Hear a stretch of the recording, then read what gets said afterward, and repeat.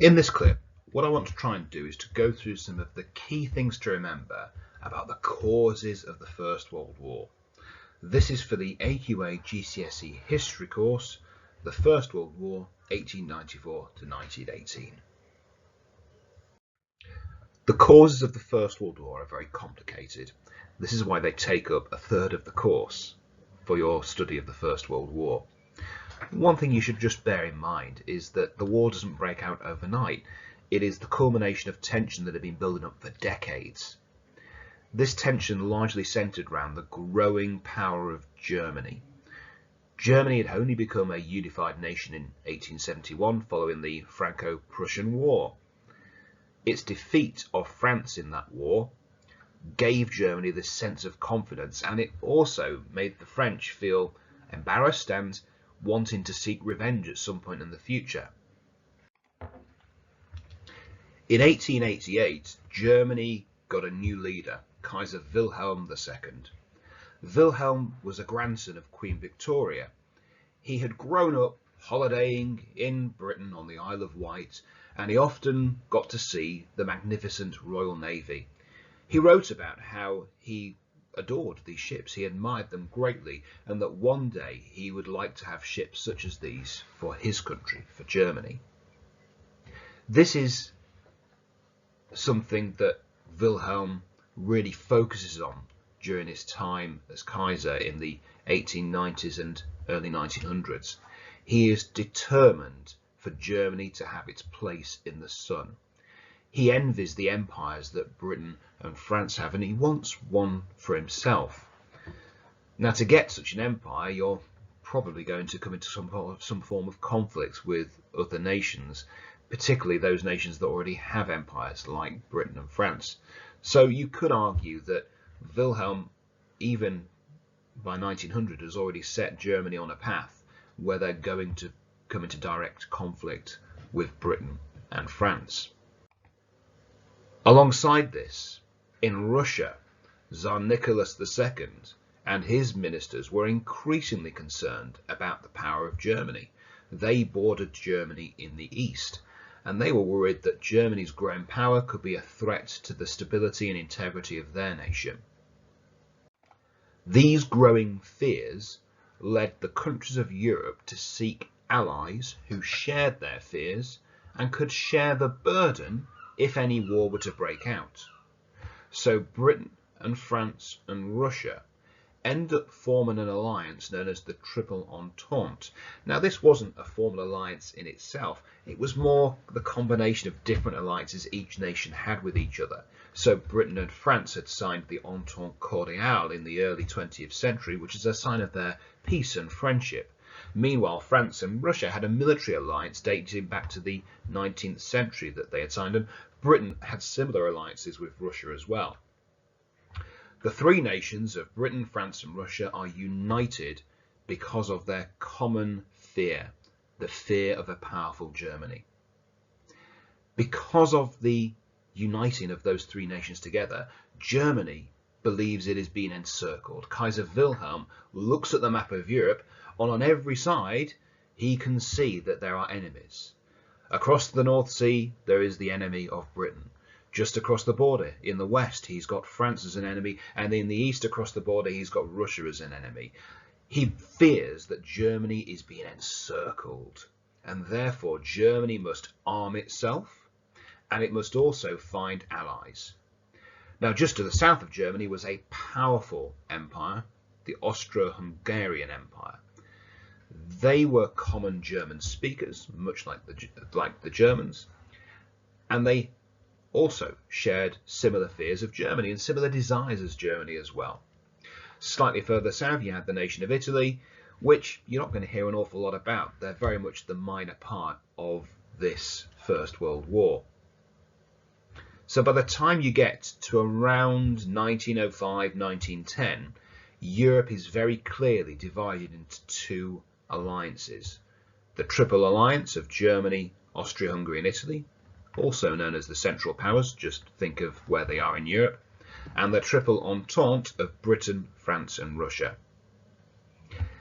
These tensions between these alliances are exacerbated by the amount of rearmament that's taking place during this time, particularly when it comes to the building of HMS Dreadnought. Dreadnought is a ship that is launched in 1906, and it revolutionized naval warfare. It had rotating gun turrets, it could travel faster than most of the ships of the time, the shells could be fired over 5 miles in distance. It made every other ship obsolete, and it also made him the envy of the rest of the world. So when Kaiser Wilhelm learns of this, he decides that they must build dreadnoughts of their own, and it leads Britain and Germany into this naval arms race between them. The other thing to think about rivalry and rearmament is that each of the nations of Europe established their own plans for war. So Germany's plan, the Schlieffen Plan, is very ambitious in its target. The aim is to try and knock out France with a sweeping attack through Belgium to encircle Paris, before they then fight a war against the ally of France, Russia. We'll talk more about that later on. Britain's plan relied on a professional fighting force of soldiers known as the British Expeditionary Force. Unlike their European allies and rivals, Britain did not have conscription at the time. They did not force men to fight. In France, their plan was fairly simple. You defend the border between France and Germany. In fact, in the event of war, they were going to send an invasion force over the border into Germany in some form of attack. Let's go and take a look at a couple of flashpoints where war became more likely but didn't quite break out.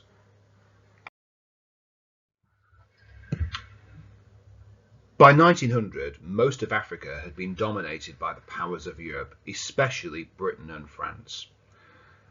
There were barely any nations that were left in Africa that were independent anymore. Morocco was one of the few ones that remained. However, France had made it clear that it was determined to make Morocco part of its territory in French West Africa. A map of the time that you can see on this slide shows you why this would make sense for the French. All those bits that are in the slightly lighter coloured brown are areas of Africa that were dominated by France, so you can see why for them it made perfect sense to take control of Morocco. This wasn't controversial at the time. Today we would see it as very controversial, but in the politics of the early 20th century, this is seen as perfectly reasonable. Britain and France, under the Entente Cordiale, had already signalled to each other that they weren't going to dispute each other's claims when it came to territory in Africa. However, Kaiser Wilhelm, remember, he would quite like a place for Germany in the sun. Now, he doesn't particularly want Morocco for himself, but he sees an opportunity to stir the pot a little bit. In 1905, Wilhelm travels to Morocco and he makes a speech. In his speech to the Moroccan people, he says he thinks they should be independent, that they shouldn't really listen to foreign powers. And whilst he doesn't specifically mention France, it's clear that that's who he really means. This greatly angers France at the time, who feel that the Kaiser is deliberately stirring up agitation towards the French. It does result in a conference where Britain also is invited. Britain, France and Germany at this conference debate how they're going to resolve this situation. Wilhelm makes it clear that he desires more territory. He would like land in Africa, not necessarily Morocco, but somewhere else. Britain and France refuse this. Now, this is significant because it showed Kaiser Wilhelm that when it came to the crunch moment, Britain would support France. So that's the thing you need to remember about 1905. It showed that Britain would support France. So the Kaiser goes there in 1905, makes a speech, demands to have land. He doesn't get it, but what he does get is a clear signal that Britain has got France's back. 6 years later, in 1911, there is a civil war that's raging there in France. France has sent soldiers there to go and take over Morocco. There's a lot of fighting that's taking place.